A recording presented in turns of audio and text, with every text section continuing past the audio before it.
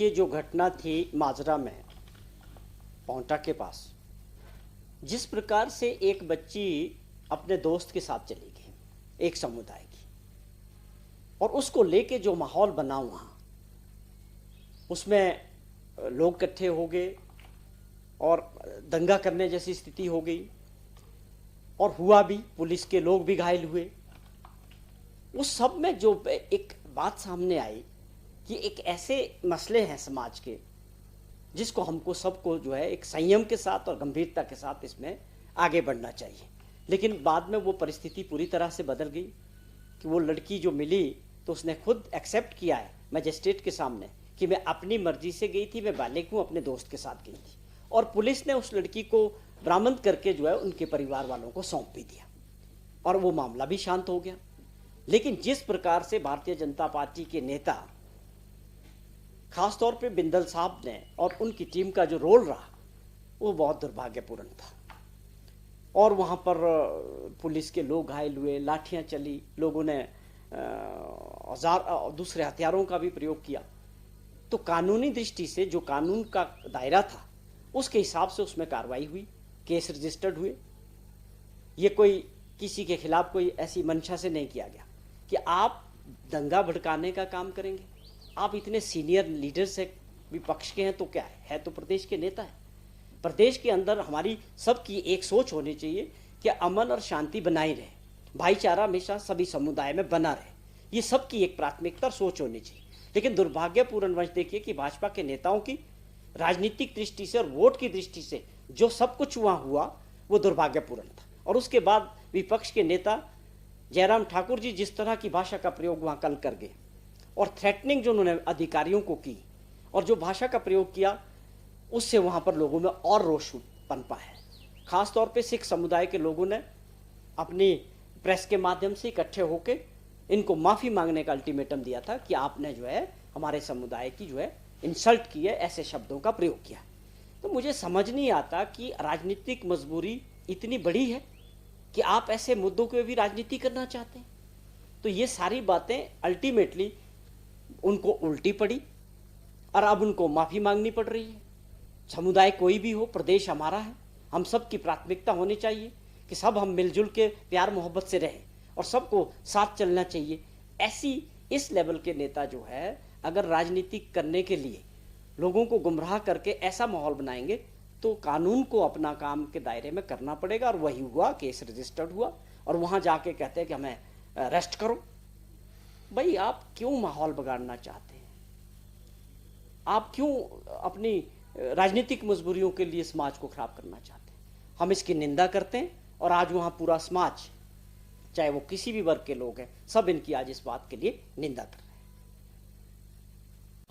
देखिए, जो आपदा थी बरसात के दौरान जो हिमाचल प्रदेश में नुकसान हुए, बहुत लोगों ने जानें भी गंवाई, सरकारी संपत्तियां और लोगों की अपनी संपत्तियों का बहुत नुकसान हुआ। सड़कों का, बिजली की लाइनें आप समझें, या पानी की स्कीमें थी। और जब ये सारी चीज़ें हुई उसके बाद इसका आंकलन किया गया और भारत सरकार से 2 बार टीमें भी आई, उन्होंने भी इसके सर्वे किया और उसके बाद हमने सारा असेसमेंट जो था 10,000 करोड़ रुपए का असेसमेंट भारत सरकार को सौंपा और अब तकरीबन 2 वर्ष का समय हो चुका है।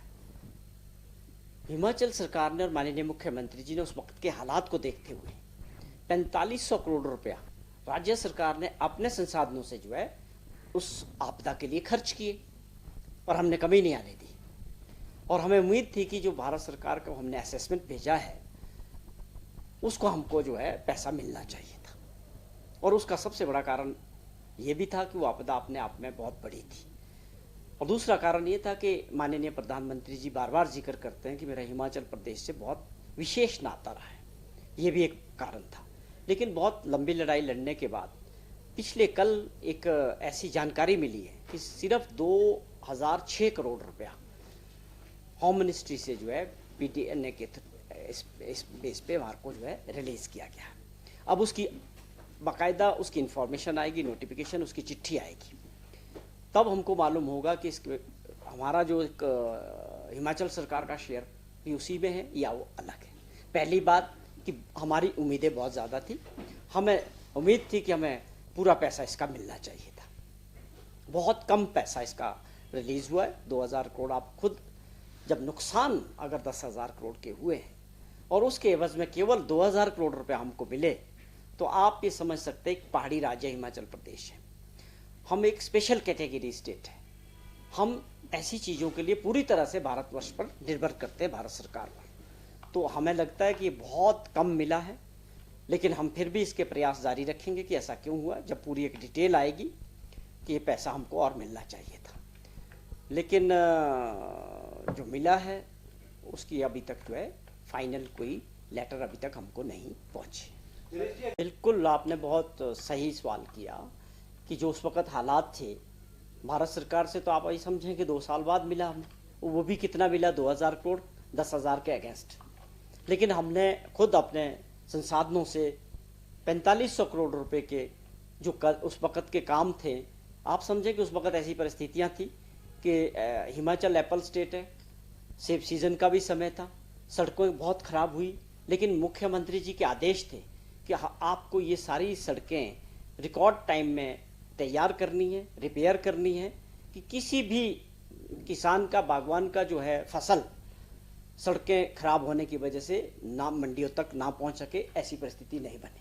और हमने अपने रिसोर्सेज से राज्य सरकार ने 4500 करोड़ खर्च करके, आप देखें आपके सामने कि उस वक्त जो स्थिति थी वो बिना समय गंवाए जो है उन सारी चीज़ों को जो नुकसान हुआ, और एक ऐसा मैनुअल तैयार किया जो भारतवर्ष में कहीं नहीं था।